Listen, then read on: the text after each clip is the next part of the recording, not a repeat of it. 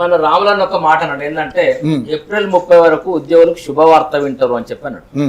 ఏంటిదా శుభవార్త అంటే మొన్న అసెంబ్లీలో బట్టి గారు ప్రతి నెల 700 కోట్లు ఇచ్చేది ఇప్పుడు నేను 1000 కోట్లు ఇస్తా అన్నాడు. బట్టి గారు చెప్పేటి అన్ని అబద్ధాలు, లెక్కలన్నీ తప్పుడు లెక్కలు. ఆయనకు పాపం ఆయన దగ్గర ఉన్న చేసిస్తారు కదా, అన్ని తప్పుడు లెక్క చేసిస్తారు. 1000 కోట్లు అంటే నేను ఒక మాట అంటానా, ఇవాళ కాంగ్రెస్ ప్రభుత్వం వచ్చిన తర్వాత నెలకి 700 కోట్లునే రిలీజ్ చేస్తున్నారు. దేనికోసం రిలీజ్ చేస్తున్నారు? రిటైర్మెంట్ వాళ్లకు, వర్కింగ్ వాళ్లకు, తర్వాత కాంట్రాక్టర్లకు పనిస్తారు. మరి గత ప్రభుత్వాలు కూడా వాళ్ళు కూడా ఇచ్చారు కదా. ఇప్పుడు గతం మేము పనిచేసినప్పుడు మేము జీపీఎఫ్ లోన్ పెట్టుకున్నాం అనుకో, మాకు ఇచ్చింది. సరెండర్లు పెట్టుకోనుకో మాకు ఇచ్చింది. కానీ ప్రతి నెల 700 కోట్లు ఇస్తానా, 500 కోట్లు ఇస్తానని చెప్పి ఆ ప్రభుత్వాలు అల్లే.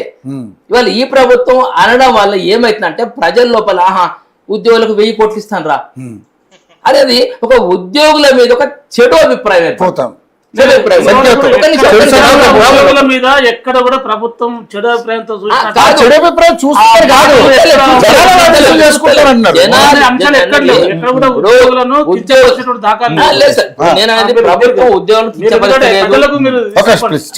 ప్రభుత్వం ఉద్యోగులను కించపరచడం లేదు. కానీ 700 కోట్లు ఇస్తాను ఇప్పుడు అన్న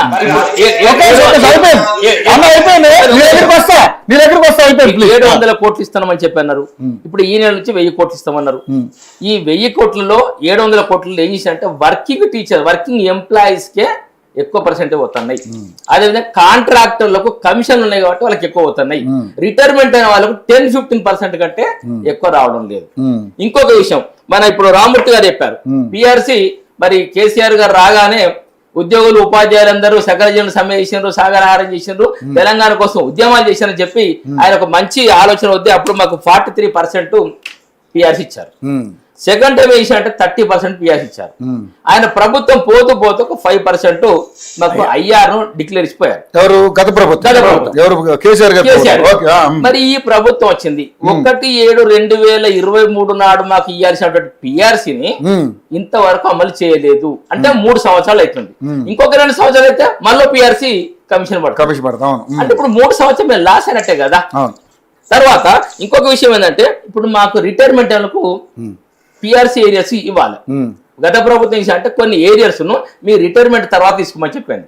2020 పిఆర్సీ సంబంధించి ఏరియాస్ ను 31 మార్చి 2025 తర్వాత బిల్ చేసిన వాళ్ళకి రాలే.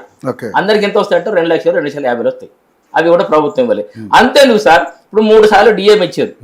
3 సార్లు డిఏ ఇస్తే ఒక డిఏ 17 ఇన్స్టాల్మెంట్, ఒక డిఏ 28 ఇన్స్టాల్మెంట్, ఒక డిఏ 30 ఇన్స్టాల్మెంట్. 30 ఇన్స్టాల్మెంట్ లోపల నేను ఇంత సీనియర్ టీచర్ నాకు ఎంత వస్తా అంటే ఒక 1800 2,000 కంటే ఎక్కువ రాదు. అంటే ఒక ఆసరా పెన్షన్ కంటే తక్కువ వచ్చేది ఇవాళ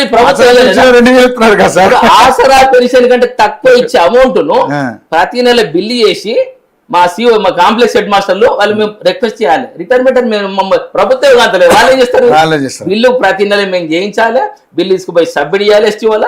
చేసిన తర్వాత ఏంటంటే ఈ కుబేరు పోయిన తర్వాత ఏమైనా వస్తుంది, ప్రభుత్వం అనుమతి రావాలి. అంటే ఇప్పటి వరకు 17 ఇన్స్టాల్మెంట్ ఒక 2 ఇన్స్టాల్మెంట్ వచ్చినాయి. 20 ఇన్స్టాల్మెంట్ ఒక పైసా కూడా రాలే. 30 ఇన్స్టాల్మెంట్ ఒక పైసా కూడా రాలే. ఈ 30 ఇన్స్టాల్మెంట్ ఇప్పుడు నేను చెప్పినా కదా, ఆసరా పెన్షన్ కంటే తక్కువ వచ్చేది నెల మా అకౌంట్ లో వేయడానికి ప్రభుత్వం చేత కదా. అది ఒకటి పోను. రెండవది ఏంటంటే కాగ్ రిపోర్ట్ చెప్పింది అంటే 2023-24 లోపల ఈ పెన్షనర్ సంబంధించి రిటైర్మెంట్ అయిన తర్వాత 16,842 కోట్లు రిలీజ్ చేసింది వాస్తవానికి. ఆ తర్వాత 2024-25 లోపల 11,000 కోట్లకు పైగా రిలీజ్ చేసింది. ఈ డబ్బులు ఎవరి కోసం? రిటైర్మెంట్ అనే వాళ్ళు బెనిఫిట్స్ వాళ్ళకి ఇచ్చేయాలని అనిపించింది. కానీ ప్రభుత్వం ఏం చేసింది, ఈ డబ్బులను తీసుకొని సంక్షేమ పథకాలు వాడుకున్నది. ఇంకొక చిన్న విషయం చెప్తా. ఇప్పుడు జీపీఎఫ్ ఉన్నది, మేము ప్రతి నెల దాచుకుంటాం. ఆ దాచుకున్న జీపీఎఫ్ ను మా బ్యాంకులో మేము దాచుకున్నట్టు ఒక చిట్టి వేసుకున్నట్టు, చిట్టి అయిపోయిన తర్వాత ఇంట్రెస్ట్ తో సహా పట్టుకొచ్చి మాకు ఇవ్వాలి. ఇప్పుడు జీపే కూడా మేము దాచుకున్నాం కదా, ఆ ఇంట్రెస్ట్ తోటి అకౌంట్ క్లోజ్ చేసి ఈ కుబేరు పంపిస్తే ఇప్పుడు 2 సంవత్సరాలు మాకు రాకనే పాయి. అంటే మేము ప్రతి నెల మేము కూడా పెట్టుకున్న డబ్బులు కూడా మాకు రాలేదంటే దాన్ని మేము ఏం అర్థం చేసుకోవాలి? సరే సార్, ఇప్పుడు ఏంటి మరి మీ సమస్యకు సొల్యూషన్ వచ్చేదాకా మీరు ఫైట్ చేస్తా అంటున్నారు, ఒకవేళ రాదు మరి ఏంటి పరిస్థితి, ఏం చేస్తారు? సార్ మేము చాలా సార్ నిరసన మొట్టమొదటి మేము ఎమ్మెల్యేలకు వినతి పత్రాలు ఇచ్చినాం, మంత్రులకు ఇచ్చినాం, ప్రభుత్వ పెద్దలకు ఇచ్చినాం, ముఖ్యమంత్రి దాకా సమాచారం పోయింది. ఆ తర్వాత మేము ఫ్లోర్ లీడర్లు కూడా ఇచ్చినాం, ప్రతిపక్షాలందరం కలిసినాం, అసెంబ్లీలో జరిగింది. బీజేపీ వాళ్ళు మా కోసం ఒకసారి నిరాహార దీక్ష, ఒకసారి ధర్నా పెట్టినరు. ఉద్యోగ సంఘాలు, ఉపాధ్యాయ సంఘాలు కూడా కొన్ని పెన్షన్ సంఘాలు మా కోసం ధర్నాలు నిర్వహించినాయి. ఇవాళ జరిగినటువంటి ఇలా టీజేఈ సమావేశం లోపల మేము అందరికి ఇవాళ ఏం చేసినామంటే ఈ లెటర్స్ ఇచ్చినాం. అయ్యా మరి మీరు మేము ఉద్యోగం చేసినప్పుడు మేము కూడా సంఘాలలో పనిచేసినాం. ఇవాళ మేము సంఘాలలో పనిచేస్తే ఇవాళ మీరు ఆ సీట్లో కూర్చున్నారు. ఇవాళ మేము ఇక్కడికి వచ్చినాం, మీరు అక్కడ కూర్చొని మా సమస్య మీరు పరిష్కారం చేస్తలేరు. ఇంకొక 2 నెలలు అయితే మీరు కూడా మా దగ్గరికి వస్తారు కదా.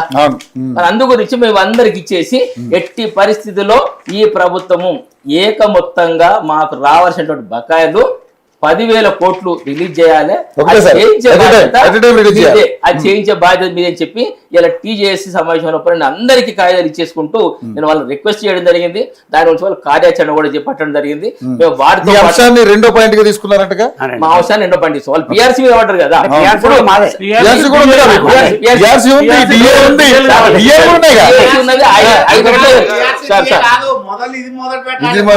ఇప్పుడు పిఆర్సీ గడువు అయిపోయి 3 సంవత్సరాలు అయింది. 5 DL బాకీ ఉన్నాయి. అంటే ఈ దేశం లోపల 5 DL పెండింగ్ ఉన్న రాష్ట్రం మన తెలంగాణ రాష్ట్రం. 5 DL బాకీ ఉంది.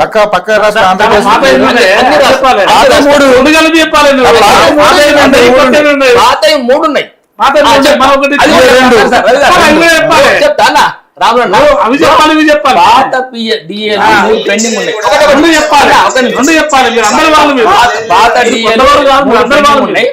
ఈ ప్రభుత్వం ఏం చేసిందంటే మమ్మల్ని మా ప్రభుత్వం వచ్చిన తర్వాత మీకు క్లియర్ 3 DL ఇస్తాము, పిఆర్సీని అమలు చేస్తాము, సిపిఎస్ రద్దు చేస్తాము, 1వ తారీఖు నాడు జీతాలు ఇస్తాము అని ఉద్యోగులకు హామీ ఇస్తే మేమందరం ఈ ప్రభుత్వం మొగ్గు చూపెట్టి ప్రభుత్వం మేము గెలిపించను. ఎంత పర్సెంట్ గెలిచింది? 1.8%. అంటే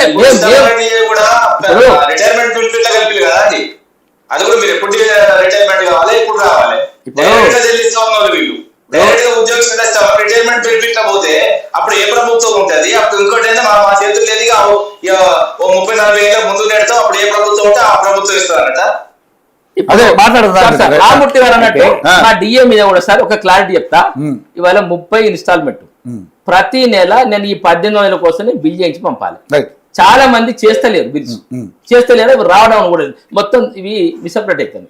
కాబట్టి మాకు ఒక్కటే డిమాండ్ చేస్తాను, ఇలా ఈ ప్రభుత్వం మా మీద దయాదాక్షిణ్యాలు ఉన్నా మేము ప్రభుత్వం డిమాండ్ చేస్తానేమో, రిక్వెస్ట్ చేస్తాను, ఇప్పుడు కూడా రిక్వెస్ట్ చేస్తాను. మేము ధర్నాలు చేసినాం, నిరాహార దీక్ష చేసినాం, చెలో అసెంబ్లీ చేసినాం. ఇవాళ 62-63 సంవత్సరాల లోపల మేము రోడ్డు మీద తిరుగుతాం. కాబట్టి ఇప్పటికైనా ప్రభుత్వం మాకు ఏకమొత్తంగా చెల్లించకపోతే మేము ప్రభుత్వం మీద తిరుగుబాటు చేస్తాం. సరే చూద్దాం ఏం జరగబోతుంది. మీరు 2 నిమిషాలు చెప్పండి, క్లియర్ చేయండి, ఎందుకంటే మళ్ళీ రామ్మూర్తి గారిని తీసుకోవాలి. రామ్మూర్తి గారు చెప్పిన దాంట్లో కొంత వాస్తవం ఉంది. నిజానికి ఆనాటి ప్రభుత్వం 42% ఇస్తా అని మేము